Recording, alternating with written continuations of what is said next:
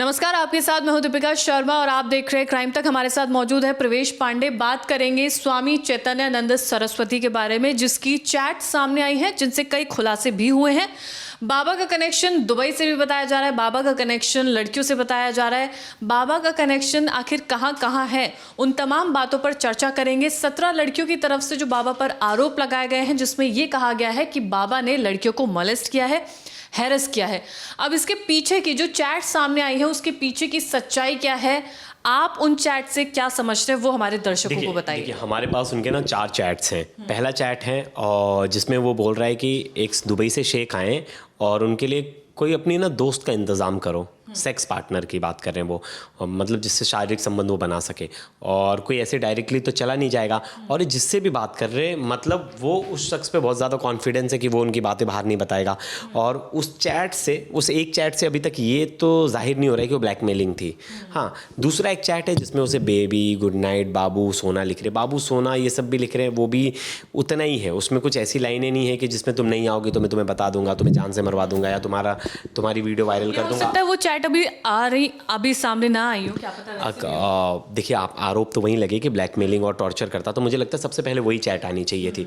दूसरी बात थी, उन चैट से इतना तो साफ हो रहा है कि बाबा था तो बदतमीज़, और बाबा गंदी नज़र रखता था लड़कियों से और गंदे डिमांड करता था। एक और चीज़ होती है मतलब दीपिका, कि बहुत बार ऐसा होता है कि कंसेंट हो भी, लेकिन वो कंसेंट किस दौर पे हो रहा है, किसी मजबूरी का फ़ायदा उठा के। वो क्या करता था, कॉलेज में ऐसी बच्चियों को टारगेट करता था जो आरोप लगाया गया कि जो आर्थिक रूप से कमज़ोर हैं, जिनकी फाइनेंशियल स्टेबिलिटी सही नहीं है। अब ये क्या करता था कि जो फीस नहीं भर सकती, जिनके पेरेंट पैसे नहीं दे रहे, वैसी लड़कियों को बोलता था, अरे इनकी फ़ीस माफ़ कर दो, हेल्प कर दो। पहले तो ऐसा देवता वाला रूप बनाएगा कि मैं बहुत ज़्यादा हेल्पिंग हूँ, बहुत ज़्यादा हेल्प कर रहा हूँ, बाद में उसके पीछे की कहानी कुछ और होती थी।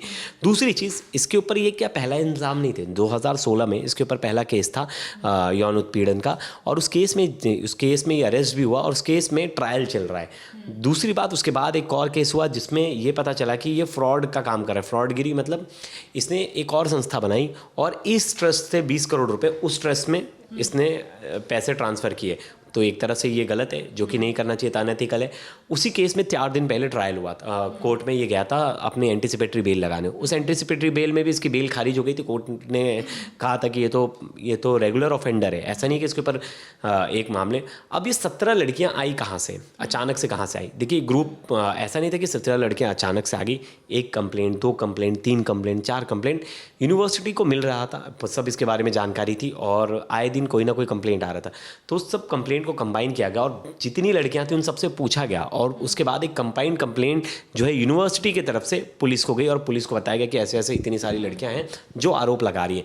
अभी तक कोई डायरेक्ट इन्वॉल्वमेंट कोई लड़की के साथ वैसा नहीं मिला है अभी तक। मतलब जो इन्वेस्टिगेशन अभी तक, उसमें कुछ ऐसी चीज़ें निकल कर सामने, मतलब आप कह रहे हैं कि अभी जो लड़कियां हैं, एक तो वो भी सामने नहीं आई हैं जिन्होंने आरोप लगाए हैं, ठीक है, क्योंकि ये कॉलेज इंस्टीट्यूट की तरफ से ये शिकायत दर्ज की गई कि इन लड़कियों को ये आपत्ति है कि बाबा उन्हें मोलेस्ट कर रहा है।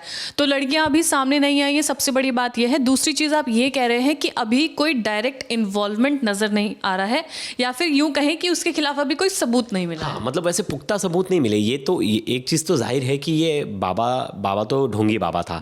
मतलब ये अपने नाम के साथ जो है गलत चीज़ों को आगे बढ़ा रहा था। मतलब एक तरह से ये लोगों का फ़ायदा उठा रहा था, किसी की मजबूरी का। आप किसी की मजबूरी का फ़ायदा उठा रहे हो, अपने ऐसा भेष धारण करके आप उसके पीछे गलत काम का अंजाम दे रहे, ताकि आप पे शक भी ना हो। हाँ। और ये वैसे लोगों को ही टारगेट, मैंने क्या बताया आपको, वैसे लोगों को टारगेट करता था जो आर्थिक रूप से कमज़ोर हुए हैं, इकोनॉमिक वीकेस्ट सेक्शन से जो लड़कियां आ रही थी, उस कोटे से जो लड़कियां थी, उनको टारगेट करना ताकि उनकी मजबूरी का फायदा उठाए। बिल्कुल। और ये वही कर रहा था, और इसी की वजह से इसके खिलाफ कोई आवाज़ नहीं उठा रहा था, कोई कंप्लेंट नहीं कर रहा था।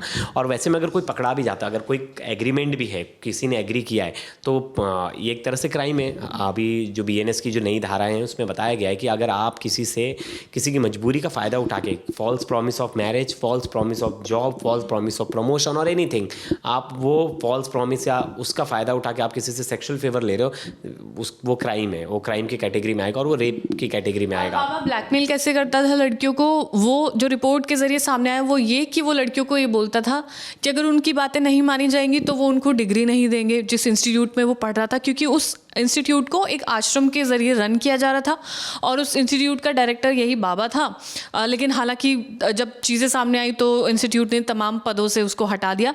लेकिन बाबा लड़कियों को ब्लैकमेल ऐसे करता था, उनको बोलता था कि तुम्हें डिग्री नहीं दी जाएगी या तुम्हारे ग्रेड्स कम कर दिए जाएंगे या उनके जो ओरिजिनल डॉक्यूमेंट्स होते थे उनको जब्त कर लिया जाएगा। ये तमाम चीज़ें कहकर बाबा उनको परेशान करता था, जिस वजह से एक लड़की की मजबूरी हो जाती थी।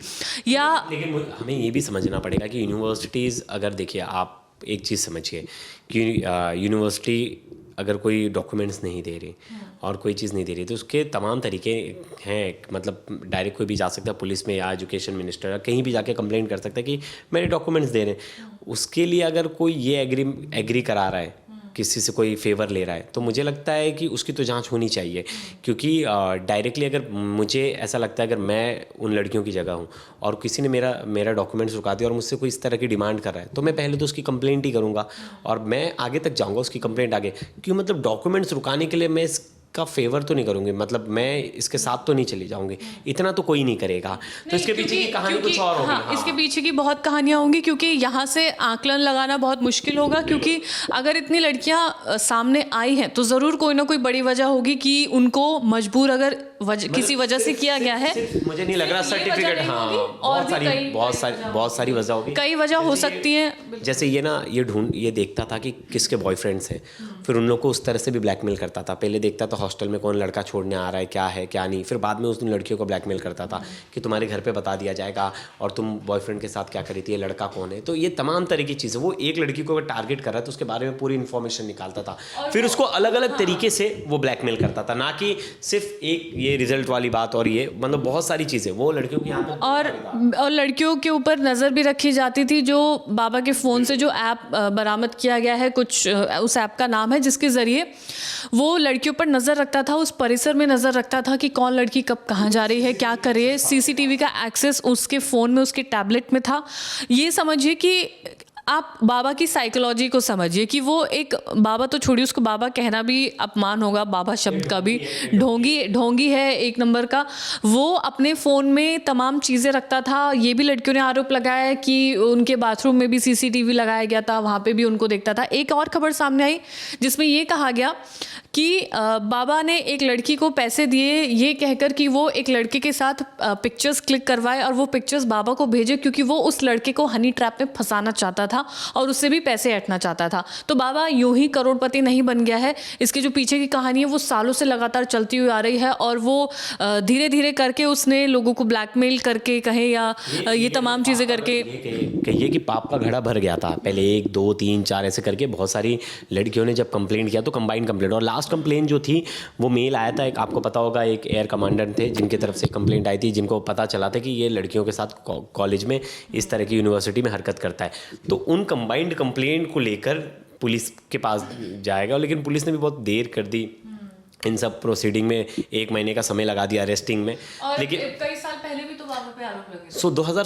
2016 में पहला केस दर्ज हुआ है और उस केस में अरेस्टिंग भी हुई थी, और उस केस में अरेस्टिंग के बाद जो है बाबा ट्रायल चल रहा है उस केस में, और वो केस में बाहर है, उसी केस में ट्रायल चल रहा है। तो बाबा के ऊपर ऐसा नहीं है कि पहला आरोप है, इससे पहले भी आरोप लगे। बाबा की तरह हाँ, बहुत सारे जो लाइन से खड़े जो स्वघोषित बाबा हैं, पैसे दे के भी बाबा बन जाते हैं आजकल बहुत सारे लोग, जो कि ना डिग्री ना पढ़ाई ना कोई चीज़, सीधा आपने गए और आपने किसी भी जगह जाकर आपने वहाँ ले लिया दीक्षा और बाद में आप अचानक से ऐसे आ गए, आपने खुद को स्वघोषित बाबा घोषित। और क्योंकि जनता को ब्लैकमेल करना इतना आसान, ब्लैकमेल माफ़ कीजिएगा, जनता को अंधभक्त इतनी जल्दी बन जाती है कि वो विश्वास इतना जल्दी कर देती है लोगों पर। उनको लगता है कि यही बाबा सब कुछ है, बाबा पढ़ा लिखा है, तमाम चीज़ें बातचीत कर रहा है, लोगों को समझा रहा है। तो ज़रूरी नहीं है कि जो उस भेष उसने संत का धारण किया हुआ है तो वो वही है।